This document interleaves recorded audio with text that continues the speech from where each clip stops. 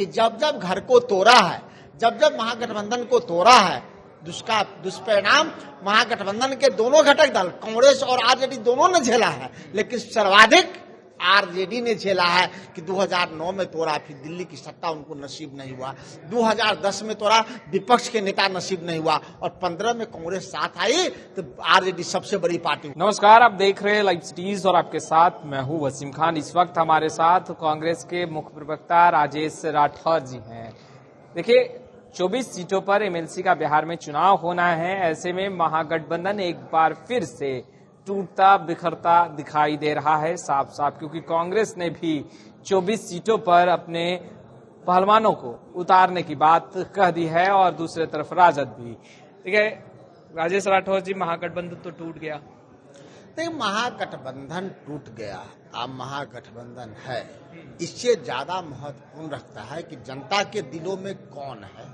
और महागठबंधन था तो रखने की जिम्मेदारी किनकी थी, और तोड़ा तो कौन तोड़ा, यह जनता पूछेगी। क्योंकि कांग्रेस ने कभी अपने तरफ से घर को तोड़ने का प्रयास नहीं किया, महागठबंधन को तोड़ने का प्रयास नहीं किया, तो जो तोड़ेंगे वो उसका फल और निष्फल भोगेंगे, और जो तोड़े उसका निष्फल उन्होंने भोगा।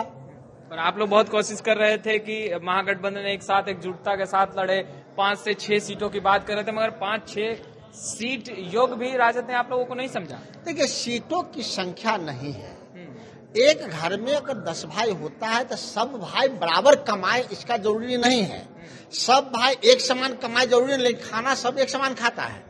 बड़ा भाई ज्यादा कमाता है, छोटा भाई कम कमाता है, बीच वाला कोई नहीं कमाता है। इसका मतलब थोड़ी है माँ कहती है खाना तुम कम खाओ कम कमाने वाले को। सबका घर में अधिकार है, जो बड़ा भाई होता है सबको बराबरी का दर्जा दे, सम्मान दे। हाँ, भागीदारी कम है तो हिस्सेदारी कम होगा, इसकी बात चलेगी, लेकिन घर को एक साथ जोड़ के मजबूती के साथ रखना इस विकट परिस्थिति में घर के बड़े भाई का काम है।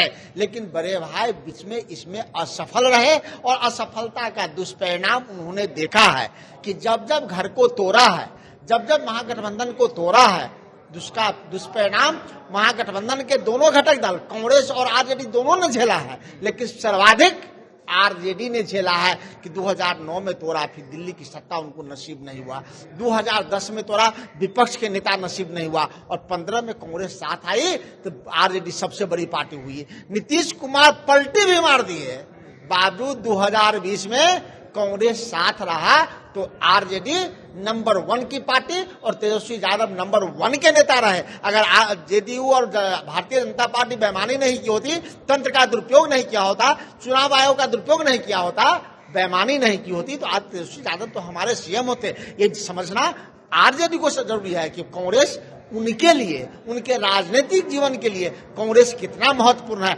अगर जब जब नहीं समझा है तो जनता उन्हें समझाती है। कांग्रेस जीतने के लिए चुनावी मैदान में उतरेगी या राजद को सबक सिखाने? नहीं, कांग्रेस जीतने के लिए लड़ेगी, जीत सुनिश्चित के लिए लड़ेगी। कांग्रेस पार्टी के जो पहलवान है, एक क्षेत्र में एक पहलवान नहीं है, 3 पहलवान तैयार है। उसमें जो सबसे मजबूत पहलवान होगा वो चुनाव मैदान में जाएगा, और चुनाव मैदान में जाएगा भारतीय जनता पार्टी और जेडीयू को परास्त करके आएगा। ऐसा मजबूत कैंडिडेट हम तो ये चाह रहे थे कि महागठबंधन एक साथ हो और एनडीए को 24 पर हम परास्त करें।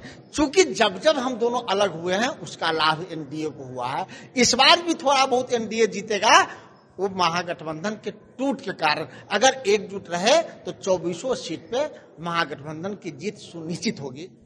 तो आपने सुना राजेश राठौर जी को साफ साफ लफ्जों में कहते नजर आ रहे थे कि इस बार महागठबंधन में जो टूट है इसका फायदा कहीं ना कहीं एनडीए को भी मिलेगा, और इसको लेकर राजद को सोचना और समझना चाहिए था। खैर, देर बहुत हो चुकी है, अब कांग्रेस भी अपने पहलवानों को उतारने के लिए चुनावी मैदान में तैयार है। देखने वाली बात यह है कि जनता और किसे आशीर्वाद देती है, कांग्रेस को, राजद को, या फिर एनडीए खेमे को। खैर, लाइव सिटीज के साथ बने रहे। आपका बहुत बहुत शुक्रिया।